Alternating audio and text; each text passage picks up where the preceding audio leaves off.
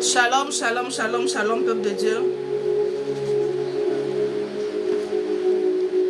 Est-ce que tu peux commencer à tapoter ton écran?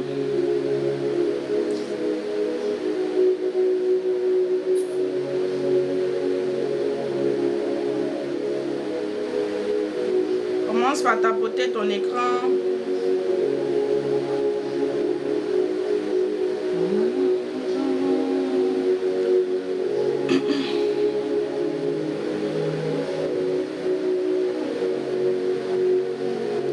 Shalom, shalom, shalom, shalom, peuple de Dieu. Les bras sous canida, bradia, sous davos. On peut commencer à tapoter et partager.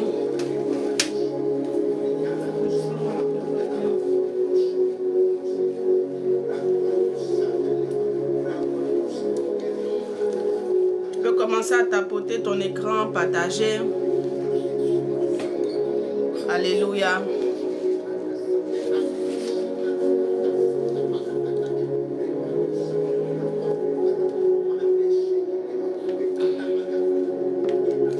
L'Éternel nous fera du bien encore.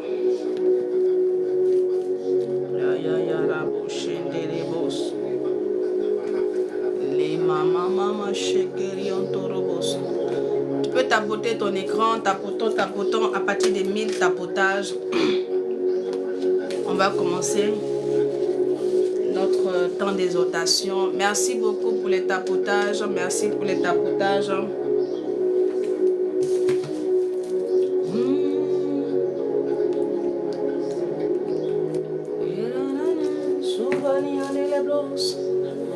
La bracato saïda les blos.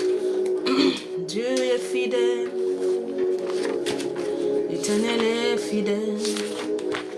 Je veux dire à quelqu'un que l'Éternel est fidèle.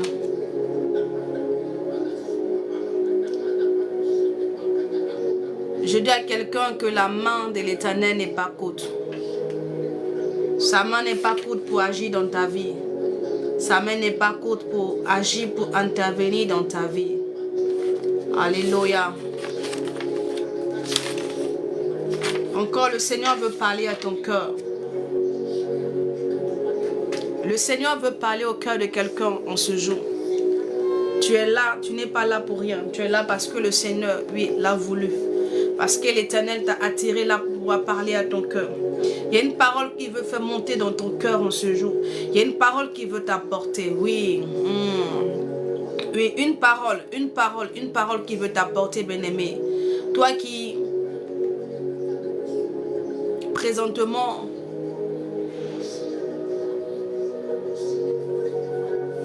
qui voit flou en ce qui concerne ta vie. Toi qui ne sais pas où mettre la tête. Alléluia. Toi qui ne sais pas qu'est-ce que tu dois faire pour que les choses puissent changer en ce qui concerne ta vie.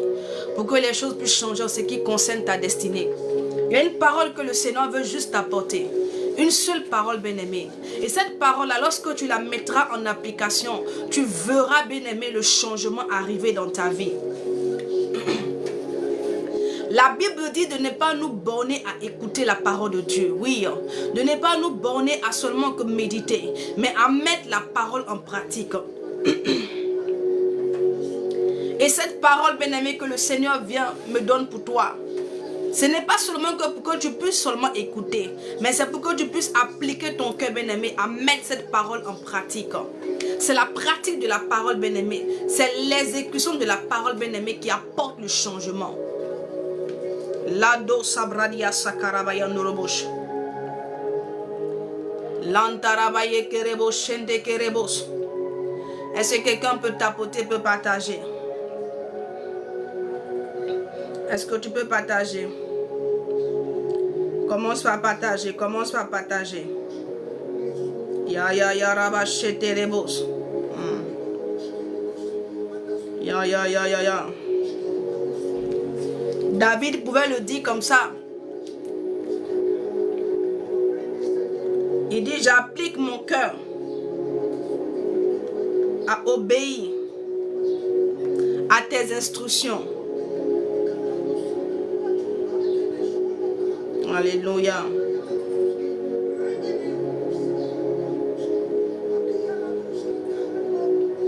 Merci beaucoup. Tapotez jusqu'à ce qu'on atteigne les 1000, s'il vous plaît.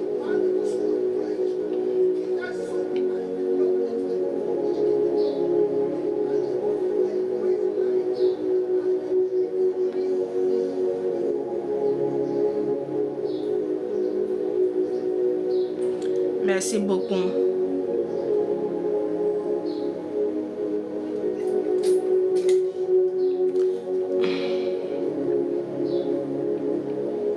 Et donc, dans le livre de Psaume, avant que je ne prie, je donne cette parole à quelqu'un.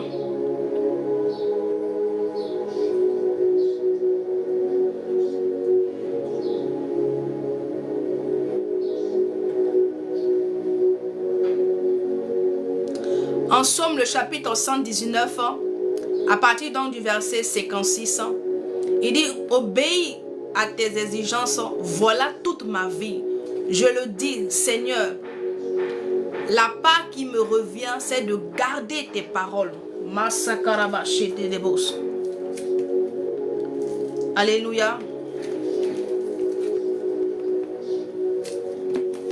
Oui. Shalom, shalom Jean-Paul, comment est-ce que tu vas? Sois béni. J'espère que, en ce qui concerne l'état des choses, ta belle-mère, son état de santé, c'est comment? J'espère qu'il y a du mieux.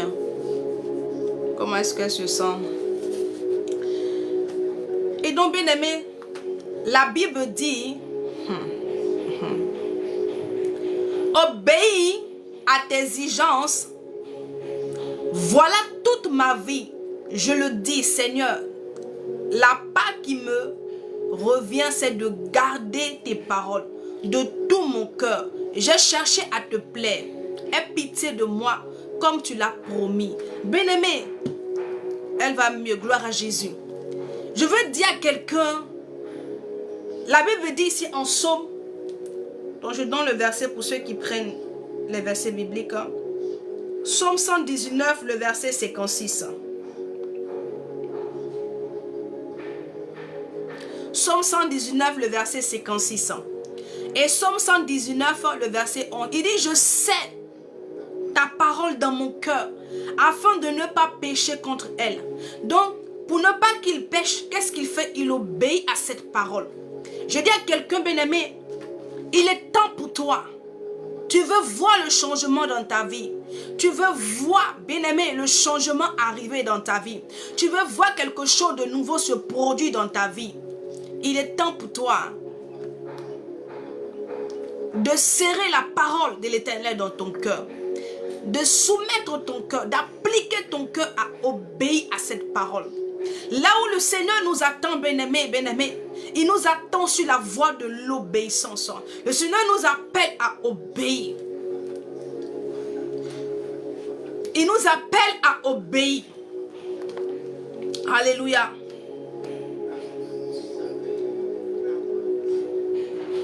Il ne faut pas se contenter seulement que d'être un chrétien du dimanche. Mais il faut aussi, bien-aimé, mettre en application la parole de l'Éternel. Voici, bien-aimé, ce qui produit le changement. Voici ce qui apporte le changement. Oui, la mise en pratique. La mise en pratique de la parole de Dieu. Est-ce qu'il y a des personnes qui peuvent prendre la décision, bien-aimé, de mettre en pratique cette parole-là? Car c'est lorsque tu mettras la parole en pratique que tu verras l'Éternel. Il dit, celui qui m'aime est celui qui a gardé ma parole. Et celui qui a gardé ma parole, je viendrai chez lui, moi et mon Père. Et nous ferons notre demeure chez lui. Le Seigneur veut faire sa demeure chez toi. Il veut faire sa demeure chez toi. Mais ce qui l'empêche de faire sa demeure chez toi, ce qui l'empêche de venir à toi, bien-aimé, c'est ta désobéissance. C'est ta négligence. C'est ta paresse que tu emploies dans les choses de Dieu. Tu dois changer cette façon de faire. Cette façon d'agir, bien-aimé. ne te sera pas favorable. Cette façon de procéder, bien-aimé, ne te mènera pas, bien-aimé, à voir la gloire de l'Éternel. Mandou sopanigas. La Bible dit comme ça en Ésaïe, il dit lève-toi quand ta lumière arrive et la gloire de l'Éternel se lève sur toi. On se lève pour faire quoi? On se lève pour obéir à une instruction. On se lève pour obéir à une instruction.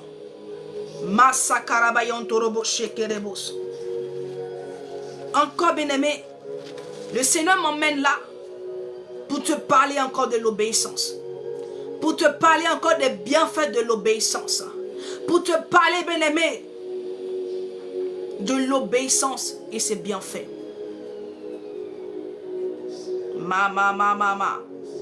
Si la désobéissance a des conséquences, l'obéissance aussi en a aussi, bien-aimé. Mais les conséquences de l'obéissance, bien-aimé, sont positives. Libra sukaninama. Est-ce que quelqu'un peut commencer à prier? Est-ce que quelqu'un peut commencer à élever la voix? Est-ce que quelqu'un, oui, nous étions là le matin, mais nous sommes là maintenant pour l'exhortation. Est-ce que quelqu'un peut élever la voix? Est-ce que tu peux commencer à bénir Jésus?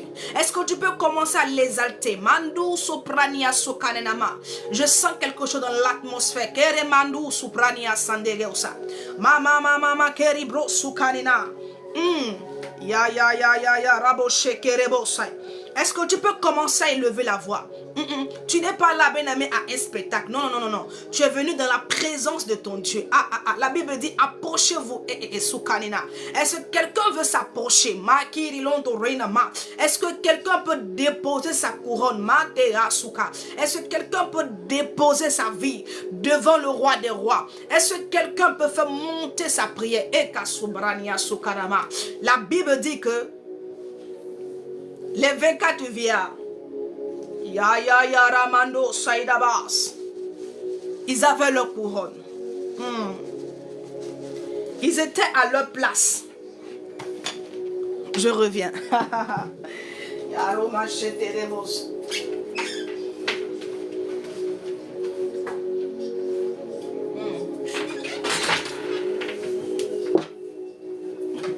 Ok. La Bible dit que les 24 vieillards, ils étaient bien-aimés. Ils étaient assis à leur place. Ils avaient leur couronne. Mais quand ils ont vu l'agneau de Dieu, quand ils ont vu le ressuscité, quand ils ont vu la gloire de celui qui était assis sur le trône de gloire, la Bible dit qu'ils ont jeté leur couronne. Aïe. Ils ont jeté leur couronne.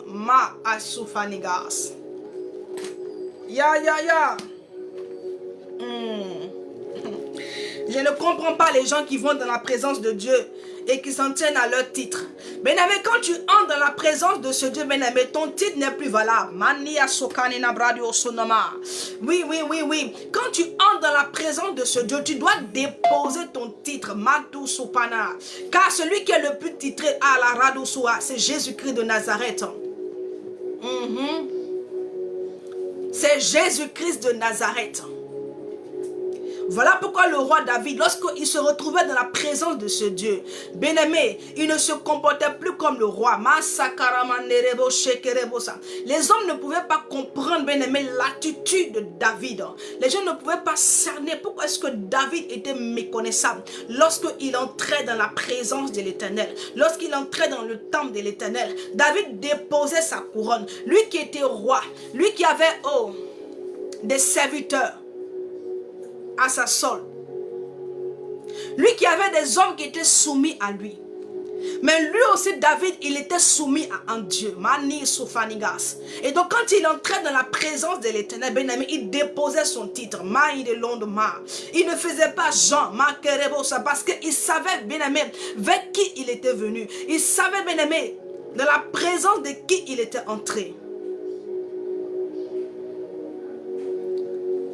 Quand il entrait dans la présence de Dieu, il n'occupait plus la position de roi, mais la position de serviteur.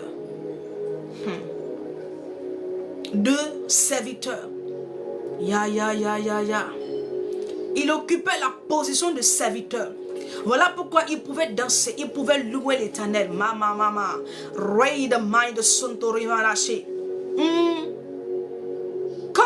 t'approches de ce Dieu, ah, les 24 vieillards, lorsqu'ils l'ont vu, ils ont déposé leur couronne. Ils ont déposé leur couronne. Ils ont déposé. Et ils ont dit, digne, digne est l'agneau de Dieu. Saint, saint, saint. Elle éternelle. Ladas.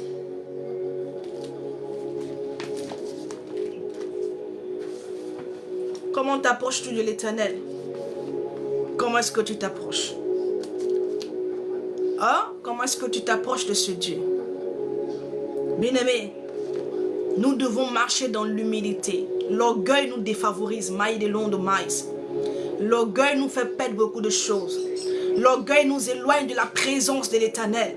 Lorsque le Seigneur commence à faire des choses au travers de nous, au travers de ses serviteurs, les gens commencent, bien-aimés, à se donner des gens maïs et non de maïs. Nous ne sommes rien, nous ne sommes que des instruments, que des outils que le Seigneur a fait grâce pour déployer, pour manifester sa puissance. Je dis à quelqu'un, sois humble. Sois humble. Sois humble. Tu as donné 2 paroles de connaissance. Ou bien une prophétie qui s'est accomplie, bien aimé, tu n'as rien fait. La Bible dit qu'on connaît en partie. Oui, on prêche même. On n'a pas toute la connaissance. Est-ce que vous comprenez? Dieu nous donne juste une petite portion. Que l'orgueil, bien aimé, ne remplisse point ton cœur, bien aimé. Est-ce que tu comprends? Et la personne dit, priez pour moi. On prie pour toi, qu'est-ce que tu as? Définis ce que tu as, tu donnes ton nom, je prie pour toi. Soyons humbles. Soyons humbles. Marchons dans l'humilité, s'il vous plaît. Que ce parfum nous caractérise. Quand on te voit, bien-aimé, qu'on ne voit pas ton titre, mais qu'on voit l'humilité dans ta vie. Quand on voit un homme humble. Je ne parle pas de faux humbles. Ceux qui n'ont rien, qui aujourd'hui qui s'abaissent. Je parle de l'humilité, le véritable. Il y a des personnes aujourd'hui qui sont humbles parce qu'elles n'ont pas d'argent. Elles sont humbles parce qu'elles n'ont pas de position. Mais si l'Éternel les positionne, si l'Éternel les élève un tout petit peu, bien aimé, vous verrez.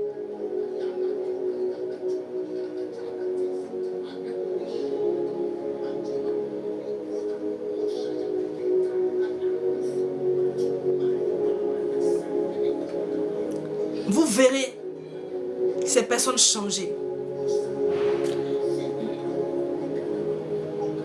Ok, je vais prier pour toi. Labradou Sobania Saint-Élébros. Leka Soukanina Maï de Londorindama. Seigneur, je te réclame, je te confie Emmanuela Soupanigas. Je te la confie, Père éternel. Mandia Soukaninama. J'annule tout projet de l'ennemi contre, oh oui, Seigneur Père. Contre son accouchement, tout ce que l'ennemi avait planifié est détruit au nom de Jésus. Je réclame, Seigneur Père, j'invoque ton sang sur elle. Que ton sang la couvre, Seigneur Père. Je prie dans le nom de Jésus. Que ta grâce soit avec elle et son bébé. Merci encore, Seigneur, pour la victoire que tu lui donnes. Au nom de Jésus. Amen. Elle dit quoi? Qu'est-ce qu'elle a dit? J'ai pas compris. Elle dit, un jour, ma grand-mère... Si un homme te convoite, comment? J'ai pas compris ton message. Et donc, je disais ici comme ça. Marchons dans l'humilité, s'il vous plaît. Soyez humbles. Il y a des personnes ici que le Seigneur va bénir. Je ne te connais pas personnellement. Mais avant que ce mois ne prenne fin, ce que tu avais demandé à l'Éternel, il va te l'accorder. Il y a une bénédiction qui est en route pour toi. Bien-aimé, que ton cœur ne change pas, s'il te plaît. Garde ton cœur. Garde ton cœur. Garde ton cœur, s'il te plaît. Garde ton cœur. Car si tu n'as pas gardé ton cœur, bien-aimé, cette bénédiction-là sera une chute pour toi. Ça sera une chute pour toi. Garde ton cœur. Demeure, marche dans l'humilité. Ce Dieu que nous prions est humble. Bien-aimé, la Bible dit, quand l'Éternel quand il a formé l'homme, on dit quoi? Il a formé l'homme de quoi? De la poussière. Et donc, Il a insufflé dans les narines de l'homme le souffle. Donc cela voudrait dire que le Seigneur s'est abaissé pour souffler dans les narines. Mandou Samaïda. C'est l'humilité. Le Dieu que nous servons, le Dieu que nous avons pour modèle est un Dieu humble. Jésus-Christ est humble. Soyons humbles, s'il vous plaît. Soyez humbles. Ne laissez pas l'orgueil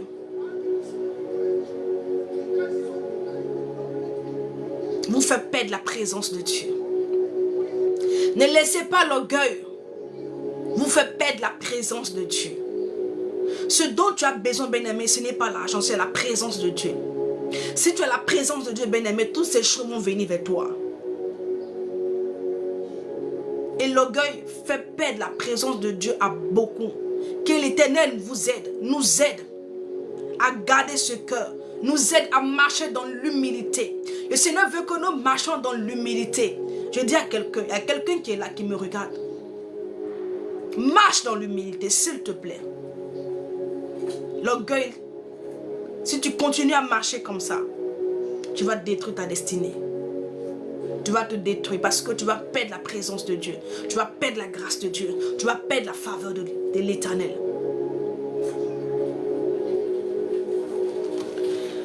Je veux prier. Merci Saint-Esprit de Dieu. Merci pour ta grâce et ta fidélité. Je te soumets encore ce temps d'exhortation. Père, d'abord je prie que tu nous donnes un cœur humble. Donne-nous, Seigneur Père, de pouvoir marcher dans l'humilité. Purifie nos cœurs par ton sang. Seigneur, je te soumets encore ce temps.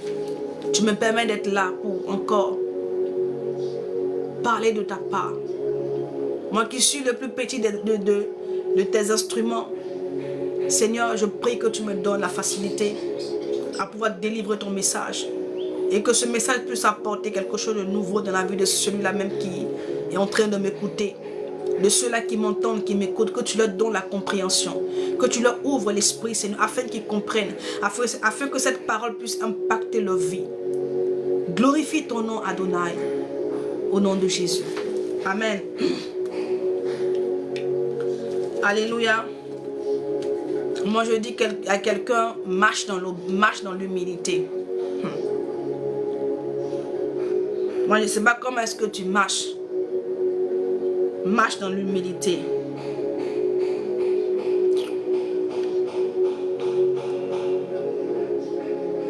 On dit Dieu fait grâce aux humbles. Et il repousse les orgueilleux. Est-ce que tu connais le repousse, ça veut dire quoi? Soumets-moi ton rêve. Est-ce que tu sais, repousse, ça c'est quoi? C'est perdre la grâce. C'est perdre la faveur. La Bible dit que nous sommes sous l'air de la grâce. Donc si toi tu perds la grâce, imagine un peu. On va prendre notre Bible dans le livre de... On a juste 1h30, on finit à 16h30. Soumets-moi ton... On est toujours sur notre thème. Si vous avez des sujets, vous donnez en même temps, je prie, chap, et puis on avance. Amen. Tu as un sujet de prière, tu mets tout ton nom, tu donnes ton sujet, je prie. Jésus-Christ va se glorifier dans ta vie. Il est le Dieu qui opère des miracles, qui fait des grandes choses. On va prendre notre Bible dans le livre de Genèse 27. On va aller rapidement parce que j'ai passé le temps. Ce matin, vous n'étiez pas là le matin. Le Seigneur m'avait donné vraiment un bon message. Il m'a fait connaître sa pensée ce matin. Et par la grâce de Dieu, par le Saint-Esprit, nous avons été bénis ce matin. Peut-être que je vais partager peut-être les vidéos. Là, je vais couper, mais je ne pense pas que ça sera maintenant. Parce que j'ai encore plus de 7 vidéos, je crois 7 à 6 vidéos que je dois aller couper. Vraiment, j'ai trop de choses. C'est pas facile. Et donc, je vais faire la lecture. Notre thème, c'est les bienfaits, c'est l'obéissance. Les bienfaits de l'obéissance. Je vous ai dit que c'est un thème que le Seigneur m'a... Ça fait maintenant 2 semaines que nous sommes dessus. Nous sommes sur ce thème-là. Et on va aller par la grâce de Dieu, selon que l'Esprit vraiment nous conduira. On ira jusqu'à ce que le Saint-Esprit me stoppe vraiment sur ce thème-là. Et qui m'en donne un autre. Mais s'il ne l'a pas fait, on continuera jusqu'à la fin de l'année. Alléluia. Que le nom du Seigneur soit béni. L'Éternel bénit sa parole ce matin. Qu'elle ajoute à quelqu'un, soit attentif. S'il te plaît, sois attentif à ce que je vais te dire. Je dirai beaucoup de choses, mais il y a une seule parole. Il y a une seule parole pour toi. Une seule. En Genèse 27, le chapitre 27, Isaac devenait vieux et ses yeux s'étaient affaiblis au point qu'il ne voyait plus. Alors il appela Ésaü son fils aîné et lui dit, mon fils. Et il lui répondit, me voici. Isaac dit, voici donc, je suis vieux, je ne connais pas le jour de ma mort. J'ai envie de parler un peu dessus avant de continuer. Et donc, Isaac dit ici à son fils Ésaü. Ésaü, il est le jumeau de Jacob. Je vais terminer d'abord. Il dit, je ne connais pas le jour de ma mort. Maintenant donc, je te prie, prends des âmes, ton kakwa, ton arc, va dans les champs et chasse-moi du gibier. Fais-moi aimer comme j'aime et apporte-le-moi à manger, afin que mon âme te bénisse avant que je ne meure. Rebecca écouta ce qu'Isaac disait à Ésaü, son fils. Et Ésaü s'en alla dans les champs pour chasser du gibier et pour le rapporter. Puis Rebecca dit à Jacob son fils, voici, j'ai entendu ton père qui parlait ainsi à Ésaü ton frère. Parole du Seigneur. On va aller. Alléluia. La Bible ici nous dit, est-ce qu'on peut tapoter? Depuis nous sommes à 1 ce cas. Non. Tapotons, tapotons. La Bible ici dit que Ésaü, qui est le fils Isaac, qui est le fils d'Abraham et de Sarah, qui avait marié une femme du nom de Rebecca. Et il arrivait un moment où Isaac avait vieilli. Alléluia. Et donc sa vue s'est affaiblie. Et là, il dit à son fils, viens, tu feras quelque chose pour moi. Parce que je ne sais pas le jour de ma mort. Bien-aimé, on ne connaît pas le jour de sa mort. La mort là, elle surprend. Et parce que tu ne sais pas le jour de ta mort, tu ne sais pas quand est-ce que tu vas mourir. Toi qui dis non que je n'ai pas encore fini d'abord. Je n'ai pas encore fini de bien me promener. Je n'ai pas encore fini avec les choses du monde. Quand je vais finir, je vais venir à Jésus. Tu penses que c'est toi qui contrôles les choses. Tu ne contrôles rien. Tu ne sais rien. Alléluia. Tu ne sais rien. Toi qui dis non que j'ai encore le temps. Tu n'as pas le temps. Tu n'as pas le temps. Tu n'as pas le temps. Isaac même, il dit à son fils Ésaü, je ne sais pas, je ne connais pas le jour de ma mort. C'est-à-dire que lui là, il était favorisé. Il y avait la grâce de l'Éternel sur sa vie. Et il a marché toute sa vie dans les voies de l'Éternel. C'était un homme qui était obéissant. Un homme qui obéissait. Il a marché comme son père Abraham. Il est resté dans l'alliance. Il est resté dans l'alliance. Il a marché dans la droiture. Il a marché dans l'intégrité. Il a marché dans la fidélité. Il était loyal à ce Dieu. Mais, cependant, il dit, je ne connais pas. Je ne sais pas le jour de ma mort. Toi, tu es là, ta vie est zigzag. Mais c'est toi qui dis non que j'ai tout le temps. Et même la Bible nous dit racheter le temps parce qu'on n'a pas tout le temps. Parce qu'on n'a pas tout le temps. Voilà pourquoi il est écrit racheter le temps. J'ai tout le temps. Tu sais quand est-ce que tu vas quitter la terre? Hein? Tu sais quand est-ce que tu vas quitter ce monde? Nul ne sait le jour ni l'heure.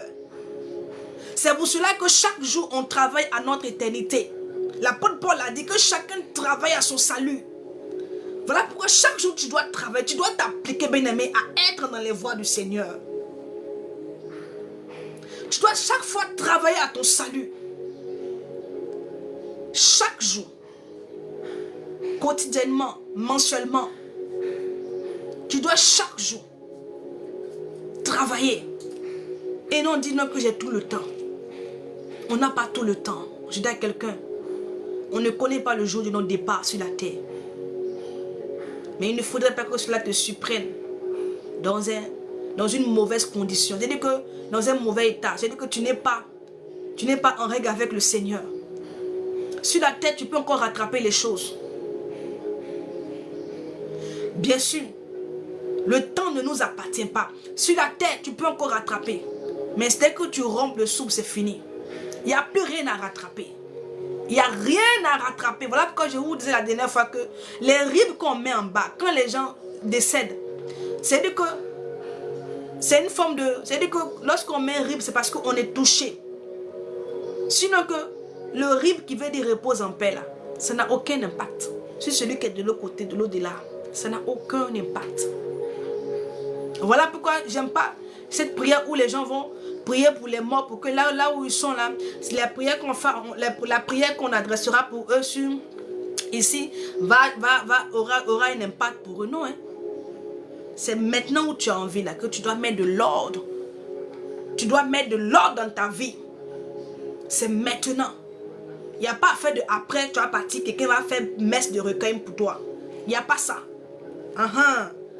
Quand vous êtes là, vous avez des choses dans votre tête, vous vous dites, bon, je vais vivre comme je veux. Quand je ne serai plus là, ils vont faire les messes pour moi, intercéder ici pour moi, pour que de l'autre côté là-bas, ça joue en ma faveur. Mais tu te trompes, hein? Il est donné à l'homme de mourir une seule fois. Après quoi vient le jugement? Après quoi vient le jugement? Après quoi là? Ça vient le jugement. Isaac t'a dit, je ne sais pas, le jour de ma mort, mon fils, va chercher le gibier, tu vas venir cuisiner, je vais manger. Quand mon âme sera satisfaite, je vais te bénir. Bien-aimé, toi tu penses que la bénédiction, ça descend comme ça? Il y a des codes, il y a des principes. Même toi-même, ton enfant qui est là, il ne fait rien. Et puis toi, tu lui payes. Non, quand l'enfant se comporte bien, quand il a de bons résultats à l'école, toi le parent, tu as envie de le bénir. Oui, c'est naturel. Parce que ton âme est satisfaite. Ton âme prend plaisir aux actions qu'il pose. La bénédiction là, elle s'arrache. Oui. Isaac, pourquoi est-ce que Isaac n'a pas béni directement Ésaü? Il aurait pu dire, Ésaü, viens, je te bénis. Mais ça n'allait pas avoir de l'impact. Il allait parler juste dans la bouche, mais son âme n'allait pas participer à ce qu'il allait dire. Il fallait que son âme soit satisfaite. Oui. Il dit à son fils, va me chercher du gibier. Donc c'est dit que il va fournir d'efforts. Il va aller à la chasse là, il va fournir d'efforts. Ah oui, il va fournir d'efforts pour amener le gibier. Et la Bible dit que au moment où il parlait à Ésaü, au moment où Isaac parlait à Ésaü, Rebecca, sa femme, était quelque part. Vous savez avec moi que quand on va en arrière, on dit que Rebecca, elle n'enfantait pas. Salut Eliezer. Rebecca là, elle n'enfantait pas. Elle était stérile. C'est Isaac là, son mari, qui a imploré, qui a intercédé pour elle auprès de l'Éternel. Et puis le Seigneur s'est souvenu de Rebecca. Il a donné 2 enfants. Mais quand Rebecca était enceinte là, dans son ventre, les enfants se battaient. Il y avait des querelles, les enfants vraiment. Et donc elle ne comprenait pas. Et elle-même, elle allait consulter l'Éternel. Et quand elle allait consulter l'Éternel, là-bas, elle a eu bien aimé. Le Seigneur lui a donné l'information, ce qui concernait les enfants qui étaient dans son ventre. Est-ce que vous me comprenez? Donc, les enfants, là, elles connaissaient la destinée de chacun. Et donc, quand son époux, quand Isaac a donné l'information à Ésaü d'aller chercher de la nourriture, le gibier pour cuisiner, elle a immédiatement, elle est passée derrière, elle a appelé son fils. Quand la Bible dit que Ésaü était aimé par Isaac, parce que c'était un homme des champs, parce qu'il aimait le gibier. Et Jacob était aimé par sa mère, parce que Jacob était sous les tentes. Il était toujours à côté de sa maman. Ah oui. Il était toujours à côté de sa maman. Mais Ésaü lui-même, il n'avait pas un bon comportement. Il y a des choses qu'il faisait qui déplaisaient à ses parents. On y partait prendre les femmes cananéennes. En tant que Jacob est resté, Jacob, j'ai dit que on voit que Ésaü, il avait une vie de débauche. Il ne vivait pas bien. Par contre, Jacob, lui, il s'est gardé. Il ne couchait pas avec les femmes comme ça, n'importe comment. Non. Il était toujours, il écoutait les conseils de sa mère. Et donc, il était toujours auprès de sa mère. Quand elle a entendu, elle a su ce que son mari voulait faire. Elle allait appeler son fils Jacob pour dire, viens, voici ce que ton père veut faire. Et donc, prends, moi-même je vais faire à manger. Elle connaît son mari. Elle sait vraiment quel plat il aime. Qu'est-ce qu'elle doit mettre dedans? Et la Bible dit, elle a préparé, qu'elle a fait elle-même. Elle a montré à Jacob. Jacob avait peur. C'est elle qui a motivé Jacob à aller pour prendre la bénédiction de son frère. Et Jacob est parti. Je ne vais pas lire. Vous allez lire vous-même à la maison. Parce qu'il y a beaucoup de choses à dire. Ah. Et Jacob est parti. Quand Jacob est parti, Isaac a senti qu'il y a quelque chose qui n'allait pas. Il dit la voix est la voix de Jacob, mais l'odeur est l'odeur de Ésaü. Parce que Jacob avait porté les vêtements d'Ésaü. Mama. Rebecca avait tout préparé. Femme. Hey. Elle avait tout préparé dans les moindres détails. C'est pour cela que le diable travaille beaucoup avec. Parce que la femme, quand elle est impliquée dans quelque chose, quand elle est dans le mal, mon cher, ça fait peur. Mais quand elle est dans le bien aussi, là, elle fait bien. Voilà pourquoi le diable aime détourner aujourd'hui les femmes aujourd'hui. Le diable les détourne sur des choses inutiles. Pour ne pas que ces femmes-là puissent déployer le potentiel qui est en elles. Alléluia. Regarde comment elle a structuré les choses. J'ai dit qu'elle a pensé à tout. Elle a pensé à tout. À tout. Tout. Quand Jacob est parti, lui-même il était craintif. Il avait peur. Son père dit approche pour sentir l'odeur de ses du vêtement. Parce qu'il connaissait l'odeur. Chacun de nous a son odeur. Une fois j'ai prêché un peu sur l'odeur. Chacun de nous a son odeur. Et nous qui sommes en Christ, nous avons une odeur de vie. L'odeur que nous dégageons est l'odeur de la vie. Partout où nous sommes, partout où nous allons, nous transportons la vie de Dieu.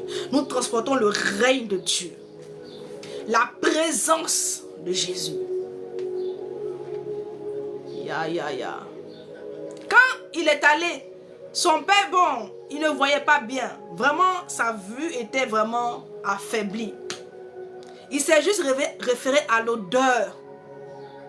Il dit l'odeur est l'odeur d'Ésaü, mais la voix est la voix de Jacob. Mais il a béni. Il a béni Jacob, croyant que c'était Ésaü. Mais je ne pense pas. Isaac savait que c'était Jacob. Isaac savait que c'était Jacob. Alléluia. En tout cas, le plan de la femme. Et donc, Jacob, il finit de prendre la bénédiction de son frère. Quand Ésaü arrive, on va aller au verset 34, nous sommes en Genèse 27 pour ceux qui nous prennent en marche. En Genèse 37. Et là maintenant nous sommes en Genèse 27, nous sommes au verset 34. On dit lorsque Ésaü entendit les paroles de son père, il poussa de forts cris, plein d'amertume. Et il dit à son père, bénis-moi aussi père. Donc quand Ésaü est revenu, il ne savait pas que son frère Jacob était passé derrière lui. Et donc, il revient, il finit de préparer, il apporte à son père. Son père, il vient, il dit à son père que père, je suis là, je suis revenu, j'ai apporté la nourriture. Son père dit, mais comment ça? Mais quelqu'un est venu ici en ton nom, je l'ai déjà béni. On dit l'amertume, la douleur. C'est-à-dire que la douleur était tellement forte dans le cœur d'Ésaü. Il dit qu'il n'en revenait pas que son frère, son jumeau est passé derrière lui pour prendre sa bénédiction. Parce que, bien-aimé, Ésaü lui-même, quand on va en arrière, il a vendu son droit d'aînesse à son frère Jacob. Et les champs qui s'est fait, bien-aimé, c'est par la nourriture. Il voulait manger. Il est quitté au champ, il est venu, il avait donc le creux au ventre. Et son frère Jacob est en train de cuisiner. Il est venu, il a demandé à son frère, donne-moi à manger. Son frère dit non, vends-moi ton droit d'aînesse. Mais qu'est-ce que Jacob avait compris sur ce droit d'aînesse? Il dit à son frère, vends-moi ton droit d'aînesse. Il n'a pas dit donne-moi, vends-moi ton droit d'aînesse, vends-moi ton droit d'aînesse. La Bible dit que Ésaü a négligé. Dieu, il dit que l'Éternel a fait de lui l'aîné, non pas pour rien. Mais lui, il a négligé, bien-aimé, le droit d'aînesse. Il a dit, que me servira-t-il ce droit d'aînesse? D'ailleurs, je pars pour mourir. Il ne savait pas que l'aîné bénéficiait d'une grâce, d'une bénédiction plus excellente que le deuxième. Il ne savait pas qu'on n'est pas aîné pour rien. Ah oui, là il ne savait pas. La bénédiction qui était réservée à l'aîné, la Bible dit que Ésaü a négligé son droit d'aînesse. Il a négligé, il a méprisé. Et il a vendu son droit d'aînesse. Il a reçu la lentille et en retour, il a donné son droit d'aînesse à son frère. Mais cela s'est fait comment? Par des paroles. Ils n'ont pas écrit. Mais il a confirmé cela par une parole. Il lui a dit, je te vends mon droit d'aînesse. Il dit, ok, en retour, je te donne la lentille. En retour, je te donne la lentille. Bien-aimé, la puissance de la parole. Qu'est-ce qui sort dans ta bouche? Qu'est-ce qui sort dans ta bouche? Quelles sont les paroles que tu fais sortir? Quelles sont les paroles? Il ne s'est pas assis pour dire qu'il a signé. Une seule parole qu'il a fait sortir. La Bible dit que par tes paroles là, tu seras justifié. Par tes paroles, tu seras condamné. Et donc cette parole là a condamné Ésaü. Cette parole là a tracé un autre chemin. Quand Ésaü a vendu son droit d'aînesse, ça a tracé un autre chemin pour que ce qu'il avait vendu là se concrétise physiquement. Donc c'est ce qui s'est passé avec le fait que son père lui a dit amène la nourriture et sa maman est passée derrière pour emmener.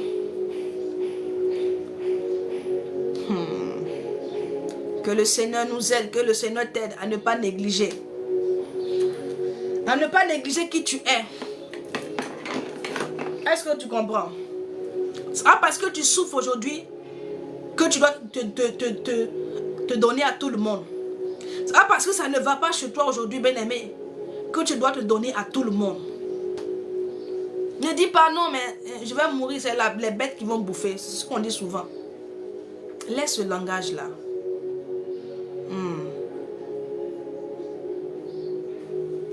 Oui. Ne néglige pas. Ne néglige pas. La négligence d'un homme lui a coûté. Lui a coûté sa destinée. Lui a coûté ses bénédictions. Vous ne savez pas la portée de la parole. La bénédiction, ce n'est pas le matériel que tu vois. Non. Le matériel, là, lui, il peut s'user. C'est-à-dire que les choses peuvent se gâter. Mais la parole, elle est éternelle. Elle transcende les temps. Elle transcende les générations. Elle traverse les générations. La parole, elle demeure avec toi. Et la Bible dit, il a eu de l'amertume. Il a eu mal. Il a tellement eu mal que, au verset 41, nous sommes toujours en Genèse 27. Ésaü conçut de la haine contre Jacob à cause de la bénédiction dont son père l'avait béni. Et Ésaü disait en son cœur, les jours du deuil de mon père vont approcher. Et donc, puisque son père il était à la fin de sa vie. Donc, qu'est-ce qu'il dit? Tellement il avait mal. Quand son père encore en vie, il ne voulait pas mettre la main sur Jacob. Donc, qu'est-ce qu'il s'est dit en lui-même? Quand son père sera enterré, quand son père va rendre l'âme, il dit, les jours du deuil de mon père vont approcher. Et je tuerai Jacob, mon frère. Donc là, il prépare quelque chose. Nous sommes en Genèse 27. Et là, je viens de lire le verset 41. Genèse 27, je viens de lire le verset 41. Et donc, son père lui a dit, non mais ton frère est venu, ton frère a tout pris. Il dit, ok. Il dit, ok. De toutes les façons, mon père il est déjà vieux. Dans peu de temps, il va rendre l'âme. Mais quand il va partir, je vais récupérer mon frère. Je vais le tuer. Donc voici la résolution qu'il a prise. C'est de tuer Jacob. Et donc comme Rebecca, elle connaît ses enfants. Elle toujours, dans le camp, les gens sont venus donner l'information à Rebecca. Voici ce que Ésaü, ton fils, est en train de planifier contre son frère Jacob. Quand elle a reçu l'information, elle allait voir son mari pour dire, dis à Jacob de quitter l'endroit. On lit au verset 43. Maintenant mon fils, écoute ma voix. Lève-toi, fuis chez Laban, mon frère Charan. Donc elle dit à son fils, à son deuxième fils, à l'un de ses enfants, donc Jacob, elle lui dit, il faut fuir, il faut quitter l'endroit. Parce que ton frère Ésaü que je vois là, s'il a mis la main sur toi, il ne va plus rien rester de toi. Donc elle dit à son fils, elle dit à son fils de partir, d'aller dans sa famille, de partir chez son frère Laban, à Charan. À Charan, là, c'est là-bas que, c'est là-bas que Abraham était avec son père, avant que l'Éternel se révèle à lui pour lui dire, sors de la maison de ton père. Est-ce que vous comprenez? Donc, elle lui dit, va, parce que ton frère, vraiment, il a la colère dans son cœur contre toi. Et là, elle en parle à son époux, qui aussi appuie aussi, qui demande à son fils, va, je ne veux pas que tu maries les femmes cananéennes, je veux que tu pars dans la maison de ta mère, là-bas tu pourras prendre une épouse et tout. Et il bénit encore Jacob, et il le laisse partir. Alléluia. Ah Seigneur, que ton nom soit glorifié. Quand Ésaü a appris que Jacob avait été encore béni, Ésaü a compris que les femmes cananéennes qu'il emmenait à la maison là déplaisaient à son père. Il a vu que les actions qu'il menait là déplaisait à ses parents. Donc il a essayé de rattraper le tir. La Bible dit quoi? Il vit que Jacob avait obéi à son père et à sa mère, et qu'il était parti pour Padan-Aram. Donc Ésaü a vu que Jacob avait obéi. Donc cela voudrait dire que Ésaü il n'obéissait pas. Ésaü n'obéissait pas à ses parents. C'est tellement que ses parents lui ont dit de ne pas prendre les femmes cananéennes. Il en faisait qu'à sa tête. Et donc quand il a vu que son frère, son frère a obéi qu'est-ce qu'il a fait? Il essaie de rattraper le tir. Mais c'était déjà trop tard. C'était déjà trop tard. Il avait déjà perdu la bénédiction de l'aîné. Alléluia. Ah. On va aller en Genèse 31. J'ai fait tout ça pour que tu comprennes, pour ceux qui, pour que vous puissiez comprendre un peu qui est Jacob, qui est Ésaü. Parce que ce que je vais commencer à aborder, ça va permettre à ceux-là de pouvoir mieux comprendre. Nous sommes en Genèse 31. Et donc Jacob comme ça obéit à ses parents et il part pour sauver sa vie. Il part, c'était pour sauver sa vie. C'était pour fuir la colère de son frère.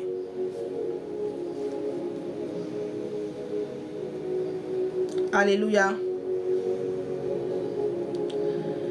Et donc, en Genèse 31, le verset 2, je vais lire. Pour ceux qui prennent les versets, Genèse 31, le verset 2. Jacob remarqua aussi le visage de Laban, et voici, il n'était plus envers lui comme auparavant. Et donc, quand Jacob fuit, il part. Il arrive chez son oncle Laban. Il se présente. Et Laban a su dans l'immédiat que c'était le fils à sa sœur Rebecca. Et donc, il a accueilli dans sa maison. Donc, c'est son neveu. Mais quand Jacob partait, bien aimé, Jacob n'est pas allé avec des richesses. Je tiens à préciser cela. Parce qu'il fuyait son frère. Son père aussi était encore en vie. On dit que on ouvre le testament celui qui a écrit le testament n'est plus. Pour que Jacob puisse avoir l'accès à l'héritage de son père, il devait attendre à ce que son père décède pour que son père puisse lui léguer vraiment l'héritage. Mais son père était encore en vie. Donc quand il est parti, il allait seulement avec la parole, la bénédiction. Il allait avec la faveur, la grâce de son père. La grâce que son père a relâchée dans sa vie. Les bonnes zones que son père lui a communiquées. C'est avec ça que Jacob est parti. Est-ce qu'on se suit? Et même quand il allait, bien aimé, l'Éternel s'est révélé à lui. Ce Dieu est venu se présenter à lui. Parce qu'il voulait commencer à œuvrer avec lui. Il est venu se présenter à Jacob pour dire, je suis le Père, je suis le Dieu de tes pères, d'Abraham, d'Isaac ton père. Que voici. Et là, Jacob a fait une alliance aussi avec le Seigneur. Il lui a dit que là où je pars, si je reviens vraiment sain et sauf, je donnerai tout ce que j'aurai vraiment amassé. Et c'est comme ça que il est parti. Quand il est arrivé chez Laban, Laban l'a reçu. Il est venu sans richesse. Il n'avait rien pour pouvoir doter une femme. Arrivé là-bas, il a vu l'une des filles de son oncle, qui était donc Rachel, qu'il a aimée. Mais il n'avait pas d'argent pour payer la dot de Rachel. Donc qu'est-ce qu'il fait? Son oncle lui dit, bon, comme elle te plaît, donc il lui dit, bon, travaille pour moi 7 années. Les 7 années-là seront considérées comme ta dot. Shalom, shalom. Les 7 années seront considérées comme ta dot, comme la dot. Et donc, comme il aimait Rachel, on dit donc qu'il a travaillé les 7 ans, il n'a rien vu même. C'est-à-dire que c'est passé comme ça. Parce qu'il avait vraiment, il voulait vraiment cette femme-là. Il voulait Rachel. Mais après vraiment les 7 années, pendant le mariage et tout, l'organisation, Laban a usé de ruse. Il a donné Léa. Mais pourquoi est-ce que Laban a donné Léa? Parce que Laban était un homme qui allait consulter les devins. Laban avait ses dieux qu'il adorait. Donc quand Jacob est entré dans sa maison, il y a eu un changement. Mais positif, c'est-à-dire comme un changement positif. Jacob, il a décelé quelque chose dans la vie de Jacob. Il a vu que Jacob avait une grâce sur sa vie. Et que depuis que Jacob a mis ses pieds dans sa maison, les choses ont commencé à prospérer. Les choses ont commencé à évoluer. Tu vois que c'est la même grâce qui était sur Joseph. La même grâce qui était sur la vie de Jacob là. C'est la même grâce qui était sur la vie de Joseph. On a vu Joseph est parti chez Potiphar, tout a commencé à prospérer là-bas. Là-bas, Soubrania, Sanama. Qu'est-ce que tu vas laisser à tes enfants? Ya. Qu'est-ce que tu vas leur laisser qui pourra durer dans le temps, qui pourra traverser des générations? La Soufanégaos.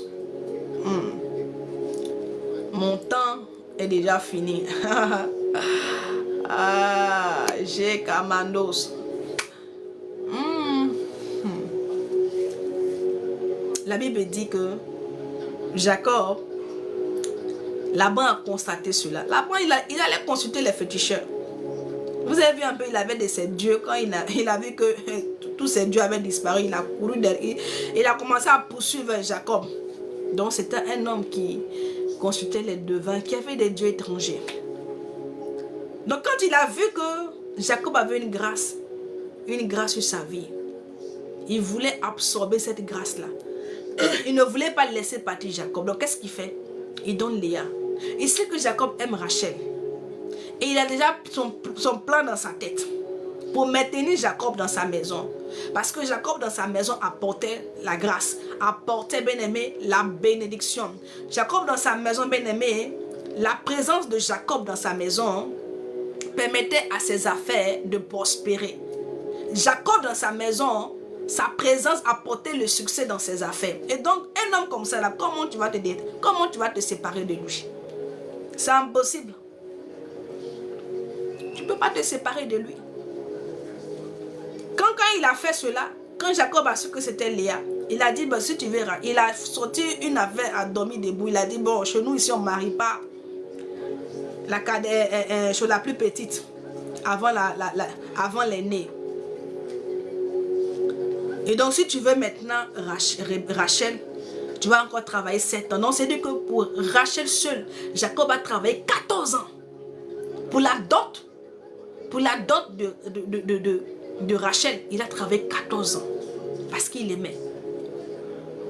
Et quand les 14 ans sont arrivés, quand il a travaillé encore 7 ans, on lui a donné maintenant Rachel. Mais, vous savez, on nous dit que Laban a changé 10 fois son salaire. 10 fois, bien aimé, parce qu'on a 10 commandements. Le peuple d'Israël a été... J'ai dit que dans le désert, là, ils ont été éprouvés 10 fois. Jacob, Laban a changé son salaire.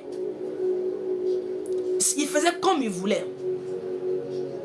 Au point où il arrivait un moment où Jacob n'avait rien. Comme il a vu que Jacob maintenant vraiment était chose, il a dit un truc à Jacob, quand il aura les animaux qui auront les trucs rayés, toi tu vas prendre ça. Jacob a dit oui. Là encore, il voulait encore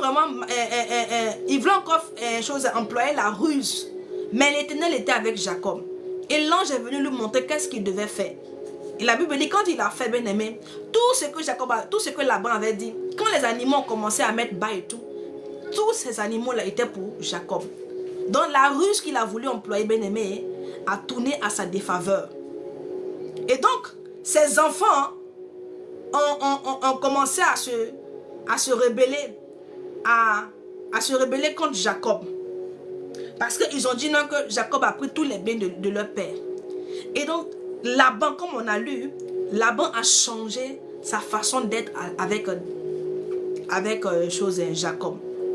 Il n'était plus en bonne sainteté en fait. Il n'y avait plus vraiment cette cohésion. Vraiment, c'était plus ça. Et c'est ça, Jacob dit, qu'il a remarqué que le visage de Laban avait changé à son égard. Il n'était plus comme il était avec lui auparavant. Donc Laban a changé son comportement. Parce que ce qu'il voulait faire à Jacob, ça n'a pas marché. L'Éternel a fait grâce à Jacob. Il a pris tous les tours de Laban pour donner à Jacob. C'est-à-dire que lui-même, il a été pris à son propre jeu. Quand l'Éternel est dans ton affaire, bien-aimé, les hommes ne peuvent rien te faire. Ils peuvent comploter des choses, mais cela finira par concourir pour toi. Concourir pour ta gloire.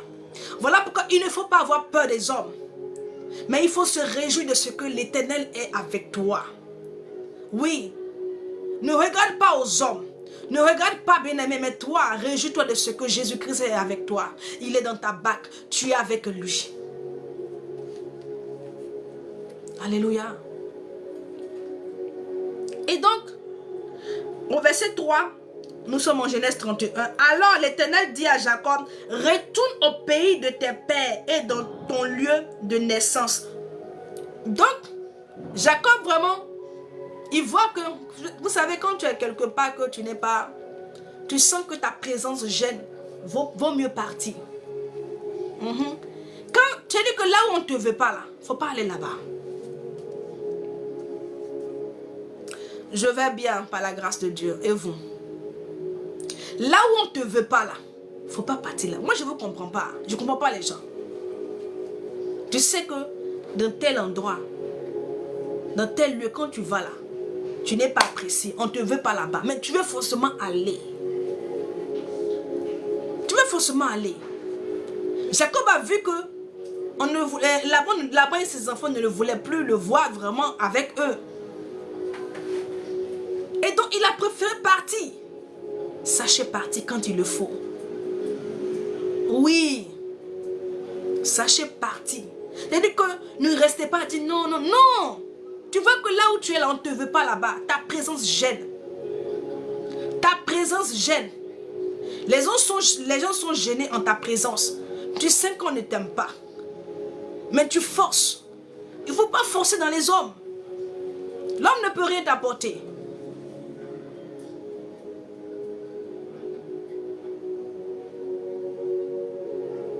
Amen, gloire à Jésus. L'homme ne peut rien t'apporter. Moi, je ne comprends pas les gens qui quémandent l'amour, l'affection des gens. Moi, je ne vous comprends pas. Pourquoi vous faites ça?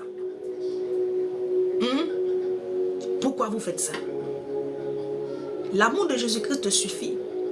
Ah oui. L'amour de Jésus-Christ est suffisant pour toi, bien-aimé. Tu quémandes l'amour, l'affection. Tu sais que tu n'es pas apprécié. Les gens ne t'aiment pas, mais tu veux forcément forcer à aller là-bas. Tu cherches quoi? L'humiliation? Tu cherches quoi? Il faut savoir partir quand il le faut. Oui. Jacob a vu que la relation avec Laban et ses fils était brisée. Sa présence les gênait. Il était devenu comme un boulet au milieu d'eux. Et donc, il parle à son Dieu. L'Éternel ne lui dit pas, il faut rester. Il lui dit, il faut retourner dans la maison de ton père. Parce que tout le séjour de Jacob chez Laban, il a toujours été droit avec Laban. Mais c'est Laban qui a été malhonnête avec lui. Vous êtes bien avec les gens. Vous êtes bienveillants. Je ne te dis pas d'être mauvais ou de rendre le bien par le mal. Mais retire-toi tout simplement pour ton équilibre moral. Retire-toi tout simplement pour ton cœur, pour préserver ton cœur. Vous les restez au milieu de ces personnes-là, ils vont déchiqueter votre cœur. Puis vous êtes là maintenant, vous êtes rempli d'amertume, rempli de haine, de tout ça. Pourquoi? La Bible me dit que si ton pied veut t'empêcher d'entrer au paradis, là, il faut couper pour jeter. Vaut mieux entrer avec un pied que d'aller en enfer avec les deux pieds. Que d'aller en enfer avec les deux pieds. Tu es quelque part, tu sais que l'attitude de ces personnes-là, tu sais que ton cœur est fragile. Ça va dépendre sur toi. Or, le Seigneur a dit de garder ton cœur. À tout moment, on travaille pour que notre cœur vraiment reste intact. Mais toi, tu es là-bas. On ne fait que gratter. On ne fait que te faire des choses. Tu es là. Tu ne fais qu'emmagasiner. Maintenant, regarde, te voici, tu es amer. Tu es amer. La Bible dit que nul ne se prive de la grâce de Dieu. Et comment est-ce que les gens peuvent se priver de la grâce de Dieu? Par l'amertume qui est dans ton cœur. L'amertume peut te disqualifier de la grâce. L'amertume. Tu as laissé les gens s'aimer des choses dans ton cœur. Maintenant, tu es là. Quand ça ne va pas, tu vois que ta présence gêne. Retire-toi. Il ne faut pas quémander l'amour. Il ne faut pas quémander l'affection de qui que ce soit. Les gens t'aiment, ils t'aimeront pour ce que tu es. et non pour ce que tu peux leur apporter. Parce qu'il y a des personnes qui vous aiment, elles vous aiment pour ce que vous pouvez leur apporter. Ah oui. Laban, il aimait Jacob parce que Jacob pouvait faire fructifier ses biens. Mais quand il a vu que, au finish là, Jacob a tout pris. Qu'est-ce qui s'est passé? Il a commencé à avoir des ressentis comme Jacob. Quand Jacob travaillait et que leur bien se multipliait, là, ils étaient d'accord avec lui. Quand il changeait le salaire, c'est lui que le salaire de Jacob là, chaque fois il vient, je te paye tant. Et puis après il revient sur sa parole là. Là c'est normal. Là c'est normal. Alors l'Éternel dit à Jacob, retourne au pays de tes pères, dans ton lieu de naissance, je serai avec toi. Et donc l'Éternel dit à Jacob, le temps est arrivé, retourne. Vous savez,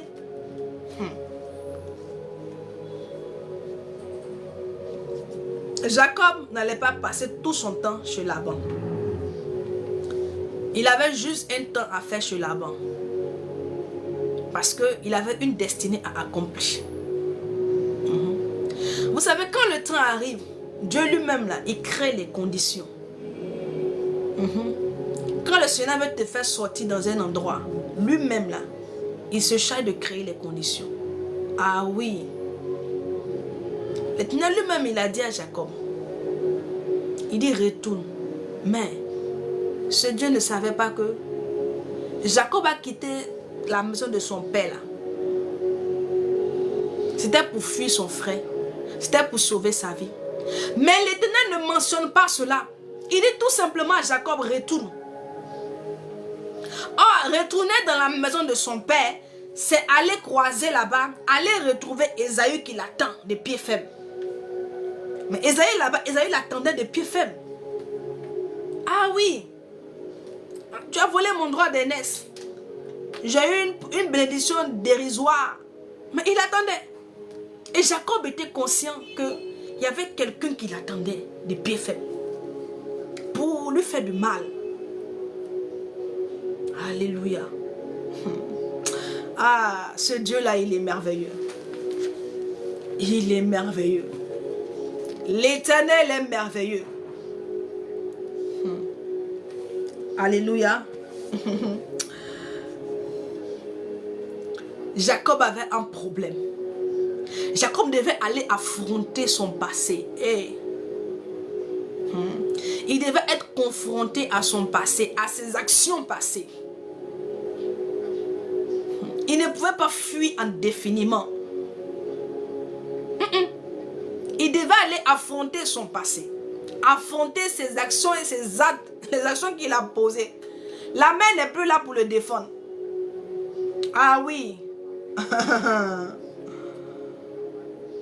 Il avait un problème avec Ésaü, son frère, qui l'attendait pour le tuer.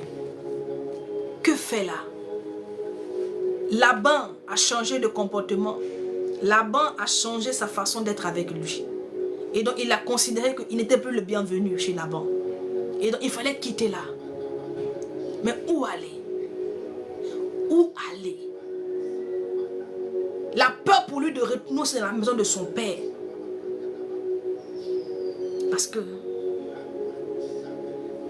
il y avait un passé. Il y avait quelque chose qu'il avait laissé, qui l'attendait. Jacob était conscient de toutes ces choses. Il savait que son frère l'en voulait toujours. Il savait que dans le passé, il avait mal agi. Tout le séjour que Jacob a passé chez Laban l'a enseigné. Tout le temps qu'il a passé chez Laban, ça a enseigné que le Seigneur l'a emmené. C'est-à-dire qu'il allait dans cet endroit-là, il a été enseigné. Chaque aspect de sa vie, chaque moment qu'il a passé chez Laban a été un enseignement pour lui. A été une transformation pour lui. A été un brisement pour lui. L'Éternel est passé par Laban pour briser, pour casser Jacob. Oui, pour le casser, pour le briser. Il avait, comment je pourrais dire ça? Il avait usé de malice pour prendre la bénédiction de son frère. Mais il est venu tomber sur un plus malhonnête que lui. Il pensait qu'il était le plus malhonnête, le plus rusé. Mais il est tombé sur son grand-père. C'est-à-dire que le grand-père de la ruse, de la malhonnêteté, il est tombé sur Laban. Donc il a vu qu'il y avait pire que lui. Et il y a des choses que Laban a eu à lui faire vraiment, qui l'ont mené à réfléchir, qui l'ont ramené à la raison. Il pouvait se rappeler de ce qu'il avait fait à son frère. Est-ce que vous comprenez? Il a été cassé. Il a été brisé. Ça n'a pas été facile pour lui. Parce que là-bas, il est parti. Lui qui était un héritier, il est parti, il a travaillé. La Bible nous dit quoi? On dit que quand ils étaient chez leurs parents, Jacob, là, il ne travaillait pas. Il était sous les tentes. Jacob ne travaillait pas. On dit que c'est Esaü seul qui partait au champ. Lui, il était sous la tente, à côté de sa mère. Elle faisait la bouillie, elle préparait, il mangeait. Il finit de manger, il est sous sa tente. Mais quand il est allé, bien-aimé, il a commencé à travailler. Il a commencé, c'est-à-dire que son départ là-bas l'a forgé.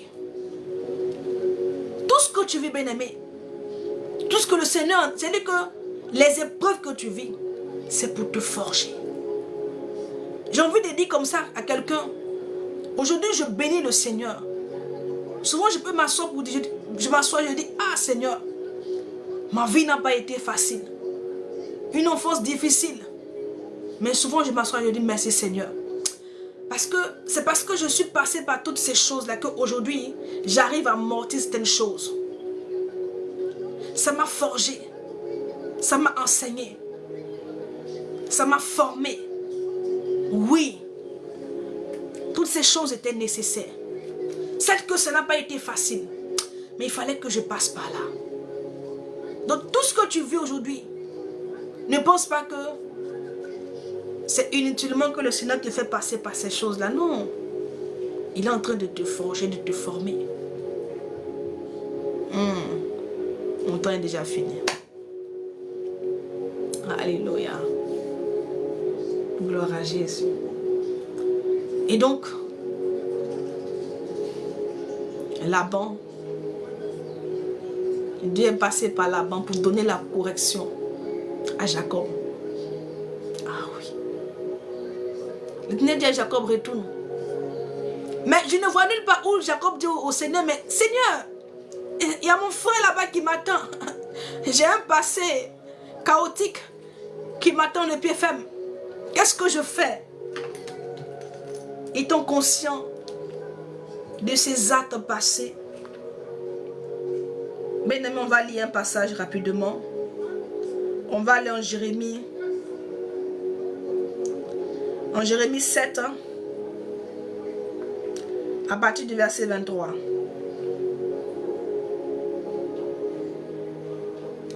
Vous savez, ce Dieu avait rencontré Jacob lorsqu'il quittait la maison de son père pour aller donc à Charan.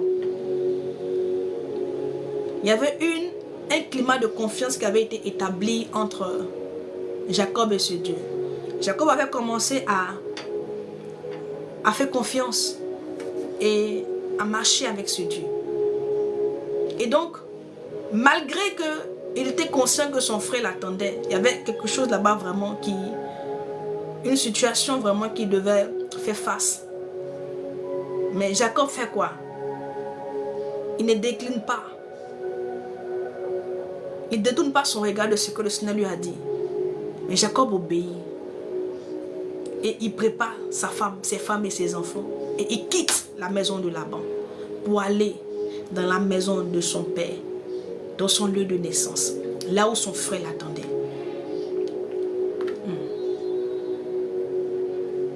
Jérémie 19, il dit, mais voici l'ordre que je leur ai donné. Écoutez ma voix et je serai votre Dieu. Le Seigneur dit quoi? Il dit, va. Je dis, je serai avec toi.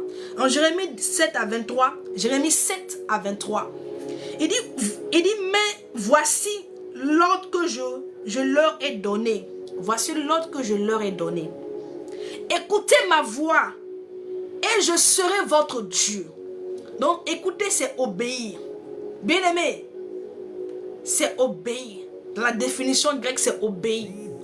Le Seigneur dit que si tu écoutes sa voix, si tu l'obéis, lui, il sera ton Dieu. Autrement dit, il sera avec toi. Il te gardera, il te préservera, il interviendra pour toi.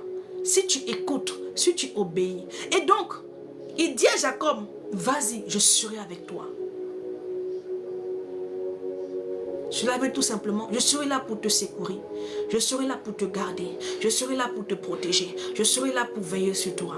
Jacob obéit. Est-ce que toi tu obéis? Si c'était toi, qu'est-ce que tu allais faire? Puisque tu sais que Ésaü t'attend. Allais-tu aller ou pas?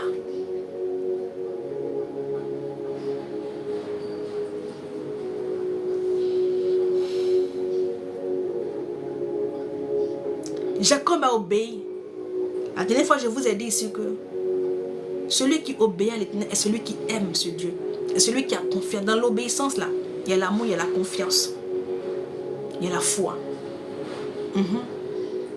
Oui.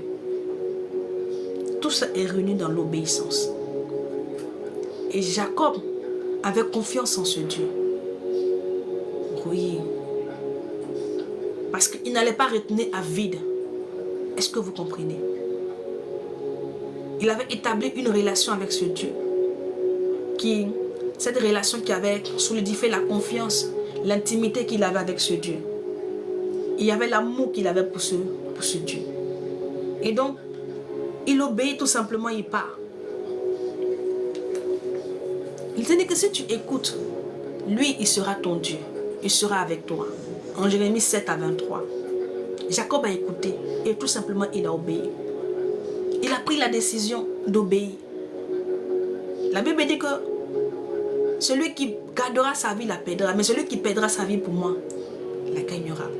Cette marque d'obéissance, ce pas d'obéissance bien-aimé de la part de Jacob, était un signe de mort. Oui. Parce qu'il savait, il était conscient de ce qu'il attendait. Il n'a pas laissé la peur. Il n'a pas laissé la peur, bien-aimé, l'empêcher d'obéir. Il n'a pas laissé la peur, bien-aimé, l'emmener à désobéir. C'est comme ça que vous êtes là. Tellement vous avez peur du lendemain, vous avez peur de cette situation dans laquelle vous êtes. Peur de ce que les choses vraiment ne se déroulent pas bien pour vous. Vous n'obéissez pas au Seigneur. Et le plus souvent, c'est parce que vous êtes charnel. Ah oui. Vous n'avez pas la foi, vous n'avez pas confiance en l'Éternel. Vous n'avez pas l'amour pour le Seigneur. Comment est-ce que vous pourrez l'obéir? Et donc c'est pour cela que vous n'êtes pas aussi secouru dans vos combats, dans vos batailles. C'est pour cela que quand le malheur vous atteint, vous criez à lui, il n'intervient pas.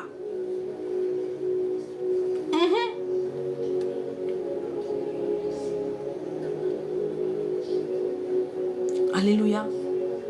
Car Jacob s'est assis. Il a vu que depuis qu'il a quitté la maison de son père, l'Éternel qui s'était révélé à lui à Bethel, ce Dieu-là a été avec lui durant tout ce temps. Il a fait son bilan. Il a vu que l'Éternel a été avec lui. Tout ce qu'il lui a accordé, l'Éternel a fait. Asseyez, vous faites votre bilan. Et vous verrez que l'Éternel a toujours fait pour vous. Chaque fois que vous avez crié à lui, il a toujours intervenu. Donc pourquoi ne pas l'obéir? Et donc pourquoi est-ce que vous refusez de l'obéir? Parce que vous savez, vous êtes conscient que depuis lors jusqu'ici, l'Éternel vous a secouru. Jusqu'ici, l'Éternel a pris soin de vous. Et donc pourquoi vous ne voulez pas l'obéir? Pourquoi toi tu ne veux pas obéir? Parce que tu le dis souvent.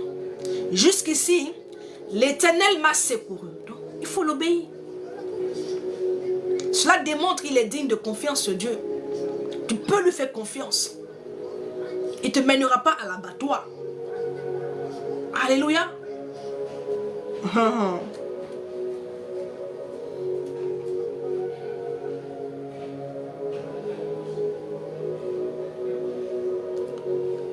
Shalom, shalom, shalom.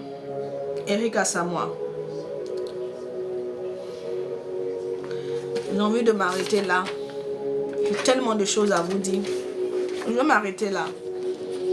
Le mercredi, on va continuer. Mais ce que je veux dire là, ça peut prendre encore 1h30. Moi, j'aime décortiquer les choses. Je vais m'arrêter là pour aujourd'hui.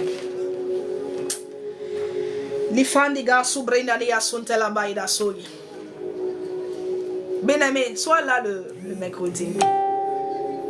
Le mercredi, je vais te donner la suite.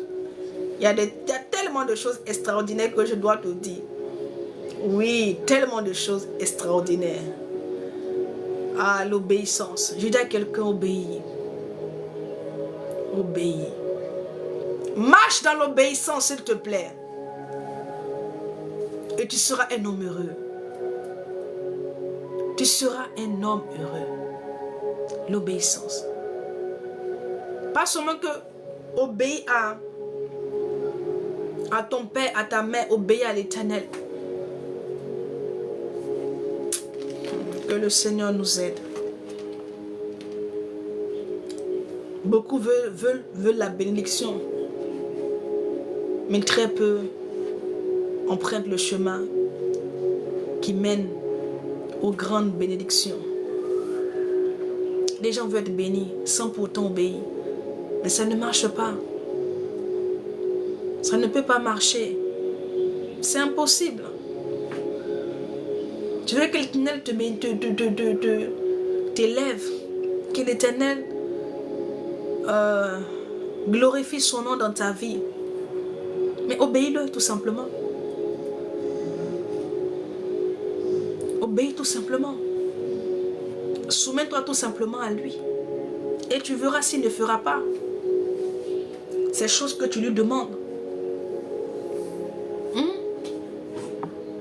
Le Seigneur dit comme ça, en Deutéronome 28, et dès si tu obéis, il y a tellement de bénédictions, bien-aimés, qui sont citées dans ce verset. Mais est-ce que le chrétien, le disciple, arrive à toucher toutes les bénédictions qui sont énumérées? On dit, tu seras béni à ton départ, à ton arrivée. Ta couche sera remplie. C'est-à-dire qu'il y a tellement de bénédictions, bien-aimés, quand on lit, on voit que mais on est loin de ces choses-là. Mais on n'arrive même pas à expérimenter même.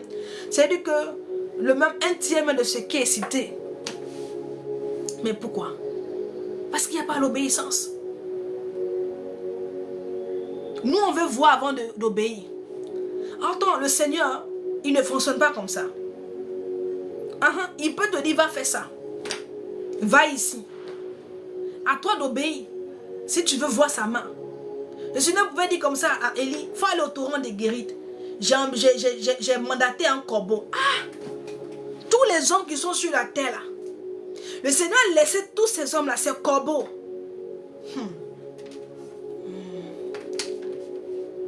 Il a laissé tous les hommes qui sont sur la terre, ces corbeaux. Mais est-ce que tu as vu Élie dire, mais Seigneur, c'est étrange. Comment ça? Tout ce que le Seigneur te demandera de faire là, ça sera étrange.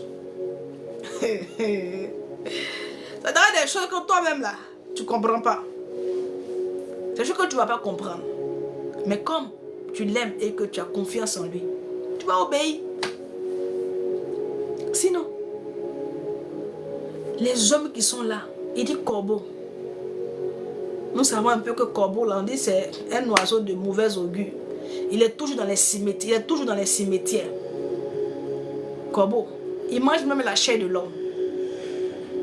Maintenant, j'ai dit que parmi tous les trucs qui volent, là, il y a colombe, il y a hirondelle. Il laisse tout ça. C'est corbeau. C'était quelqu'un qui allait dire, Seigneur, mais tu as laissé tous les hommes de la terre là, c'est corbeau qui a venu me nourrir. Il dit, va au torrent de Guérite. J'ai ordonné à un corbeau de venir te nourrir.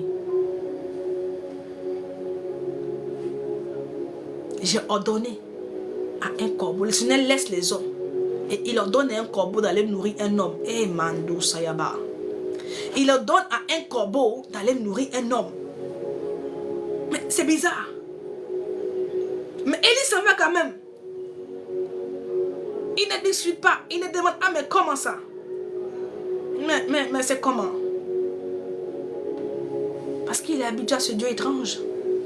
Qui fait des choses extraordinaires. Il se lève, il s'en va. Il est là-bas, le corbeau vient, il le nourrit. Il lui apporte de la nourriture matin et soir.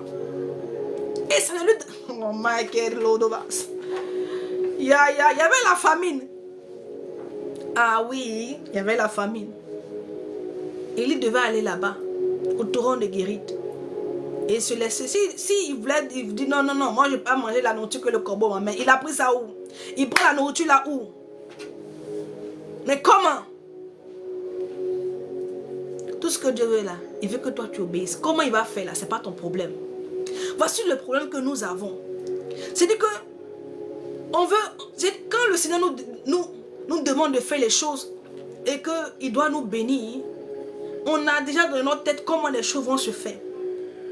Mais bien aimé, ce que toi tu as déjà dans la tête là, le plan que tu as là, c'est pas ce plan là qui va se réaliser. L'Éternel a déjà lui-même son propre plan. Ce plan là peut être bizarre, ça peut être énigme, c'est-à-dire que ça peut être bizarre pour toi, mais c'est son plan là, c'est ce qui va mettre en exécution. Toi ne cherche pas à savoir comment ça va se passer. Toi il faut dire oui seulement. Il faut dire oui, oui, il n'y a pas de problème. Moi je t'obéis. Et c'est à lui de faire le reste. C'est à lui de faire le reste.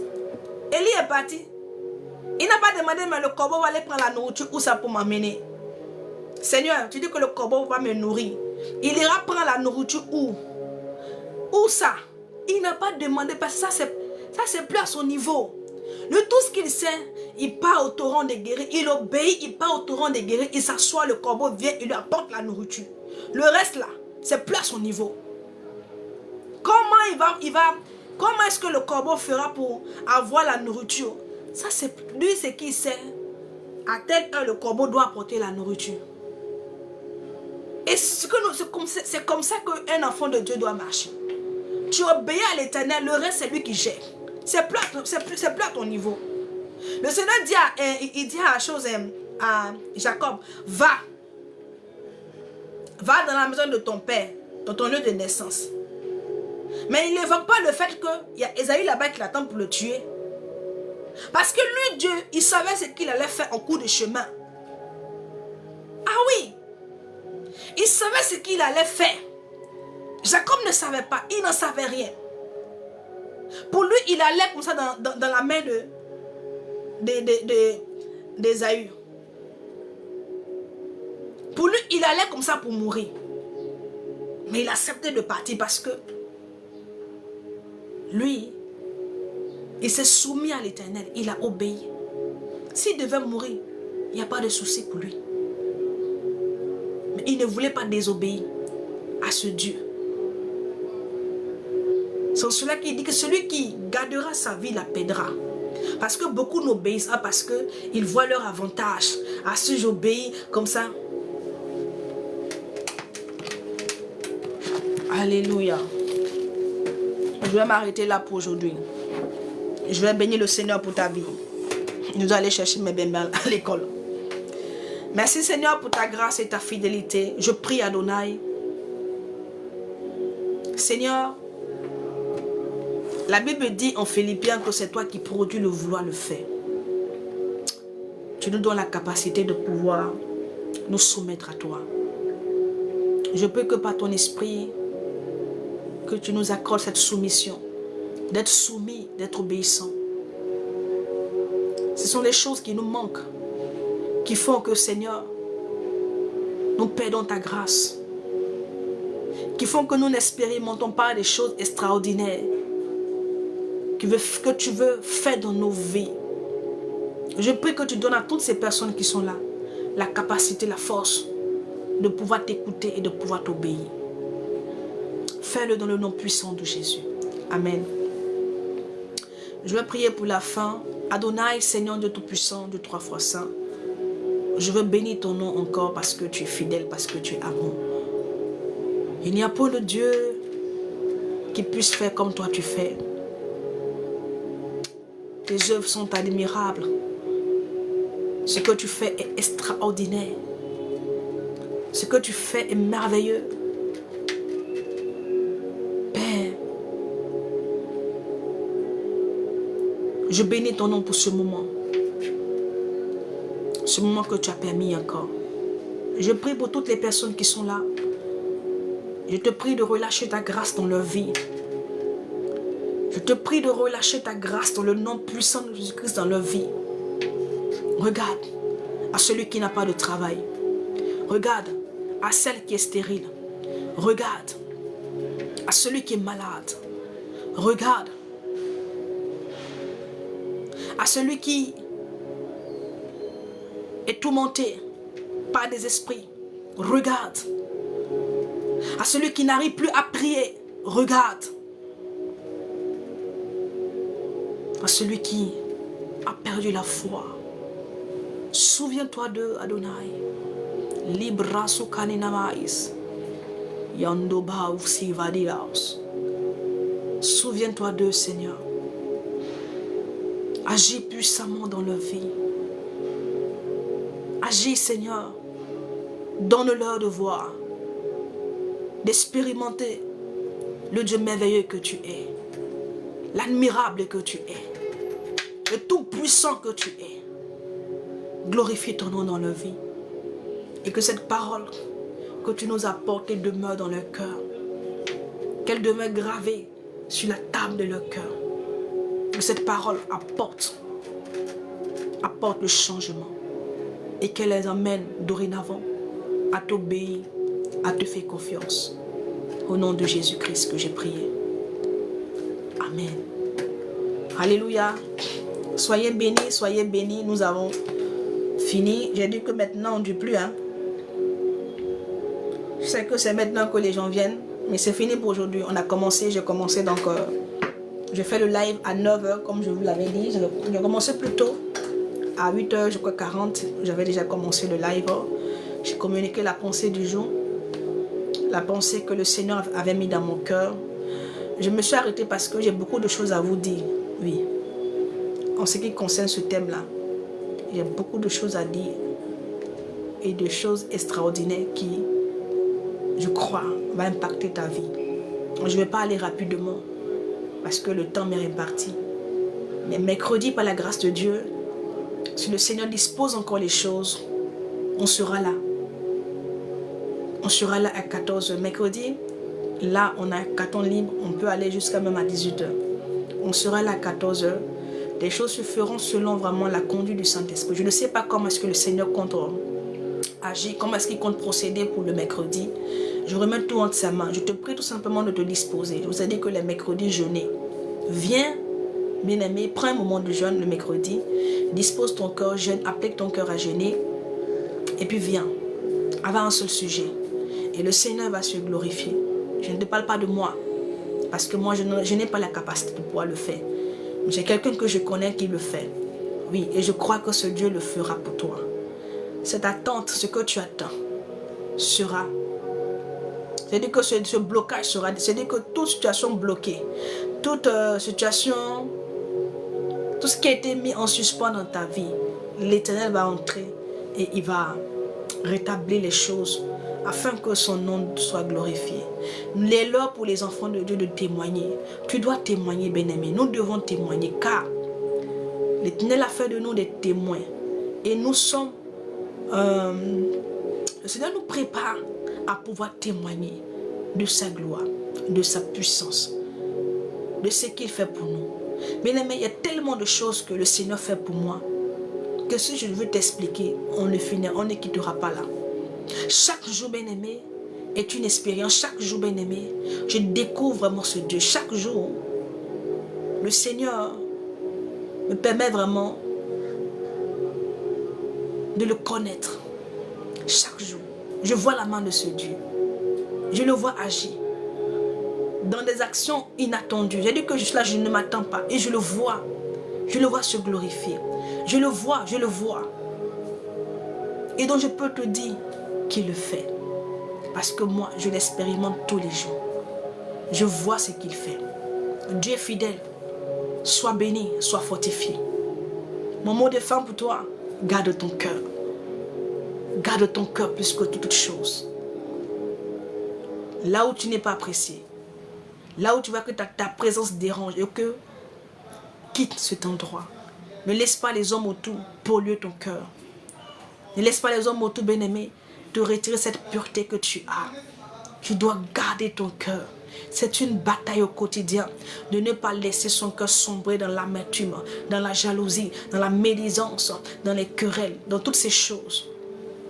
Que c'est le cœur que l'Éternel regarde. C'est ton cœur qu'il regardera pour venir à toi et pour te faire du bien. Que le Seigneur vous bénisse et que sa grâce soit multipliée dans vos vies. On se reverra par la grâce de Dieu le mercredi à 14 h. Prends un moment de jeûne. Je t'attends le mercredi par la grâce de Dieu.